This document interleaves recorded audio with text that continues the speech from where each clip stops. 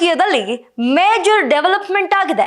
ತಮಿಳು ರಾಜಕೀಯದಲ್ಲಿ ತನ್ನ ಕೈ ಹಿಡಿತದಲ್ಲಿಟ್ಟುಕೊಂಡಿದ್ದ ಜಯಲಲಿತಾರ ಬಲಗೈ ಬಂಟ ಎಐಎಡಿಎಂಕೆ ಪಕ್ಷವನ್ನ ತೊರೆದಿದ್ದಾರೆ. ಇದು ತಮಿಳುನಾಡಿನ ರಾಜಕೀಯದಲ್ಲೇ ಹೊಸ ಹೈಡ್ರಾಮಕ್ಕೆ ಕಾರಣವಾಗಿದೆ.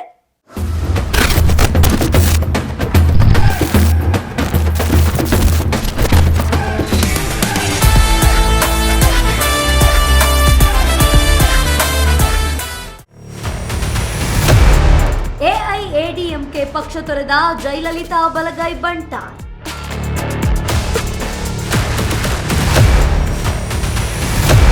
ಬದ್ಧ ವೈರಿ ಡಿಎಂಕೆ ಪಕ್ಷಕ್ಕೆ ಪನ್ನೀರ್ ಸೆಲ್ವಂ ಸೇರ್ಪಡೆ. ತಮಿಳುನಾಡಿನಲ್ಲಿ ತನ್ನ ಸಾಮ್ರಾಜ್ಯ ಕಟ್ಟಿಕೊಂಡಿದ್ದ ಅಮ್ಮ ಅಂತಲೇ ಹೆಸರು ಮಾಡಿದ್ದ ಜಯಲಲಿತಾ ರಾಜಕೀಯದಲ್ಲೂ ಇತಿಹಾಸ ನಿರ್ಮಿಸಿದ್ರು. ಸತತವಾಗಿ ಅಧಿಕಾರ ನಡೆಸಿದ ಜಯಲಲಿತಾರ ಬೆನ್ನಿಗೆ ಶಶಿಕಲಾ ಹಾಗೂ ಪನ್ನೀರ್ ಸೆಲ್ವಂ ಸದಾ ನಿಲ್ತಿದ್ರು. ಜಯಲಲಿತಾ ನಿಧನರಾಗ್ತಿದ್ದಂತೆ ರಾಜಕೀಯದಲ್ಲಿ ಅಲ್ಲೋಲ ಕಲ್ಲೋಲ ಶುರುವಾಗಿತ್ತು. ಅಧಿಕಾರಕ್ಕಾಗಿ ಕಿತ್ತಾಟ ಶುರುವಾಗಿತ್ತು. ಒಂದೆಡೆ ಶಶಿಕಲಾ, ಮತ್ತೊಂದೆಡೆ ಸೆಲ್ವಂ ಬಣ ಪಟ್ಟಕ್ಕಾಗಿ ಹೋರಾಡ್ತಿದ್ರು. ಕೊನೆಗೆ ಎಲ್ಲರೂ ಜಯಲಲಿತಾರ ಬಲಗೈ ಬಂಟ ಸೆಲ್ವಂಗೆ ಜೈ ಅಂದಿದ್ರು. ಸಿಎಂ ಆಗಿ ಅಧಿಕಾರ ನಡೆಸಿದ ಪನ್ನೀರ್ ಸೆಲ್ವಂ ಎಐಎಡಿಎಂಕೆ ಪಕ್ಷದ ಸಿದ್ಧಾಂತಿಗಳ ಜೊತೆ ಹೆಜ್ಜೆ ಹಾಕಿದ್ರು. ಇದೀಗ ಎಲ್ಲವೂ ಉಲ್ಟಾ ಆಗಿದೆ. ರಾತ್ರೋರಾತ್ರಿ ತಮಿಳುನಾಡು ರಾಜಕೀಯದಲ್ಲಿ ಭಾರೀ ಬೆಳವಣಿಗೆಯಾಗಿದೆ.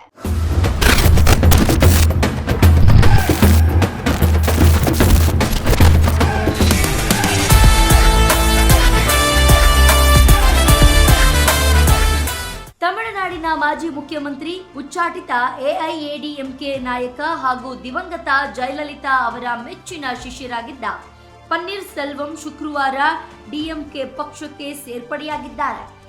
ಚೆನ್ನೈನ ಡಿಎಂಕೆ ಪ್ರಧಾನ ಕಚೇರಿ ಅಣ್ಣಾ ಅರಿವಲಯಂನಲ್ಲಿ ಸಿಎಂ ಮತ್ತು ಡಿಎಂಕೆ ಅಧ್ಯಕ್ಷ ಎಂಕೆ ಸ್ಟಾಲಿನ್ ಅವರ ಸಮ್ಮುಖದಲ್ಲಿ ಪನ್ನೀರ್ ಸೆಲ್ವಂ ಅವರನ್ನು ಪಕ್ಷಕ್ಕೆ ಸೇರಿಸಿಕೊಳ್ಳಲಾಯಿತು.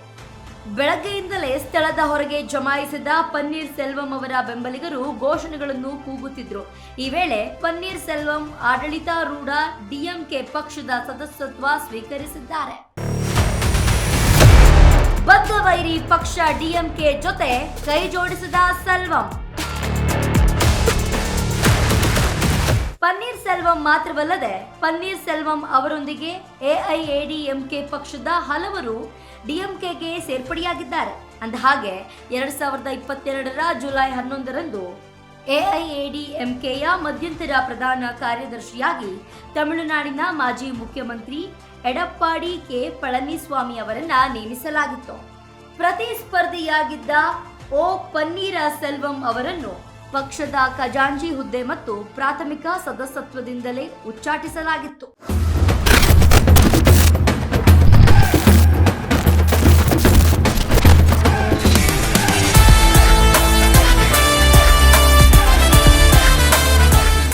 ಎಐಎಡಿಎಂಕೆಯ ಮಾಜಿ ಸಚಿವ ಮತ್ತು ಹಾಲಿ ಶಾಸಕ ಆರ್ ವೈತಿಲಿಂಗಂ ಜನವರಿ 21ರಂದು ವಿಧಾನಸಭೆಗೆ ರಾಜೀನಾಮೆ ನೀಡಿ ನಂತರ ಚೆನ್ನೈನಲ್ಲಿ ಡಿಎಂಕೆ ಸೇರಿದ್ದ ನಂತರ ಈ ಬೆಳವಣಿಗೆ ನಡೆದಿದೆ.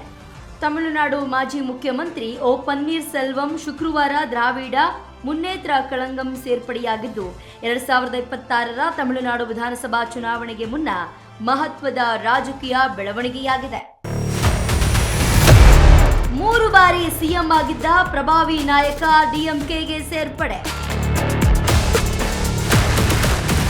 ಅಖಿಲ ಭಾರತ ಅಣ್ಣಾ ದ್ರಾವಿಡ ಮುನ್ನೇತ್ರ ಕಳಂಗಂ ಎಐಎಡಿಎಂಕೆ ಪಕ್ಷದಿಂದ 3 ಬಾರಿ ಮುಖ್ಯಮಂತ್ರಿಯಾಗಿದ್ದ ಪನ್ನೀರ್ ಸೆಲ್ವಂ ದಿವಂಗತ ಎಐಎಡಿಎಂಕೆ ಮುಖ್ಯಸ್ಥೆ ಜಯಲಲಿತಾ ಅವರ ನಿಧನದ ನಂತರ ಪಕ್ಷದೊಳಗಿನ ದೀರ್ಘಕಾಲದ ನಾಯಕತ್ವ ವಿವಾದಗಳ ನಂತರ ರಾಜಕೀಯವಾಗಿ ಪ್ರತ್ಯೇಕಿಸಲ್ಪಟ್ಟಿದ್ದಾರೆ.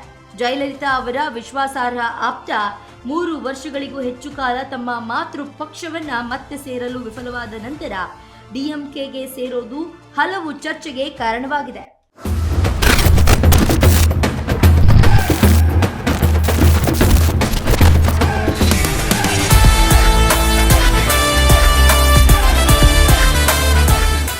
ಎಐಎಡಿಎಂಕೆಯ ಮಾಜಿ ಸಚಿವ ಮತ್ತು ಹಾಲಿ ಶಾಸಕ ಆರ್ ವೈತಿಲಿಂಗಂ ಜನವರಿ 21ರಂದು ವಿಧಾನಸಭೆಗೆ ರಾಜೀನಾಮೆ ನೀಡಿ ನಂತರ ಚೆನ್ನೈನಲ್ಲಿ ಡಿಎಂಕೆ ಸೇರಿದ ನಂತರ ಈ ಬೆಳವಣಿಗೆ ನಡೆದಿದೆ.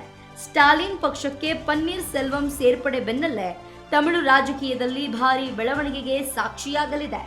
ಜಯಲಲಿತಾರ ಅಧಿಕಾರದ ವೇಳೆ ಅಮ್ಮ ಅಮ್ಮ ಅಂತ ಕಾಲಿಗೆ ಬೀಳ್ತಿದ್ದ ಪನ್ನೀರ್ ಸೆಲ್ವಂ ನಿಯತ್ತಿನ ಸಿಪಾಯಿಯಾಗಿ ಪಕ್ಷದಲ್ಲಿ ಕೆಲಸ ಮಾಡ್ತಿದ್ರು. ಆದ್ರೆ ಪಕ್ಷದಲ್ಲಿ ಅದೇನಾಯ್ತೋ ಏನೋ ಗೊತ್ತಿಲ್ಲ, ಡಿಎಂಕೆ ಪಕ್ಷಕ್ಕೆ ಸೇರ್ಪಡೆಯಾಗಿದ್ದಾರೆ. ಇದು ಹೊಸ ಮುನ್ನಡೆಗೆ ಸಾಕ್ಷಿಯಾಗಲಿದೆ.